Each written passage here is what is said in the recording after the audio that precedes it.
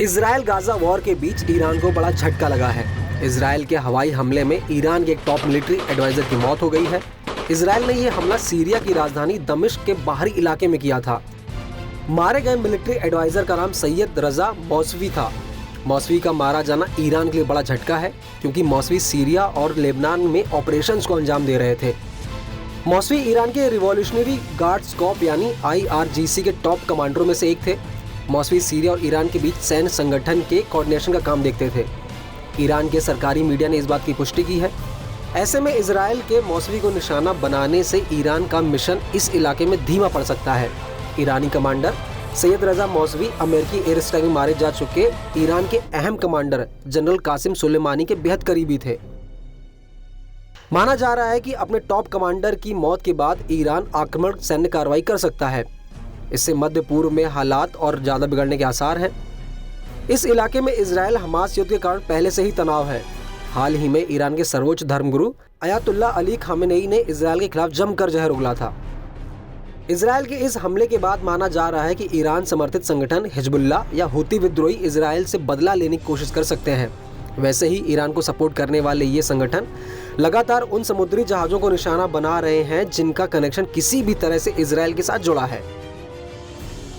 दूसरी तरफ इजराइल और गाजा के बीच 2.5 महीने से चले आ रहे युद्ध में इजराइल ने हमले तेज कर दिए हैं। इजरायली सेना ने बीती रात मगाजी रेफ्यूजी कैंप पर हमला किया, जिसमें 106 लोगों की मौत हो गई। इस कार्रवाई को लेकर इजराइल के प्रधानमंत्री बेंजामिन नेतन्याहू ने साफ कर दिया कि उनका देश हमास के खिलाफ जारी जंग में किसी दूसरे देश के दबाव में नहीं आएगा। इन सब के बीच इजरायली सेना को एक सुरंग में बंधक बनाए गए 5 लोगों के शव मिले हैं। इन लोगों को हमास आतंकियों ने 7 अक्टूबर को बंधक बनाया था। इजरायली सेना का कहना है कि उनका मकसद हमास के साथ उनके टनल नेटवर्क को तबाह करना है। हमास के खिलाफ पिछले 2.5 महीने से चले आ रहे युद्ध को लेकर इजरायली पीएम बेंजामिन नेतन्याहू ने कहा, अमेरिकी राष्ट्रपति जो बाइडेन से मेरी बात हुई है।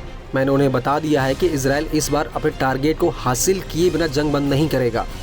जिन लोगों को अमेरिका और इजराइल के बीच बातचीत पर कयास लगाने हैं, उन्हें रोका नहीं जा सकता। अमेरिका ने हमसे अब तक सीज फायर के लिए नहीं कहा है। कम से कम अब तो इस तरह के कयास नहीं लगाए जाने चाहिए। हमारे 1200 नागरिक मारे गए हैं। बच्चों और महिलाओं को दरिंदगी का निशाना बनाया गया।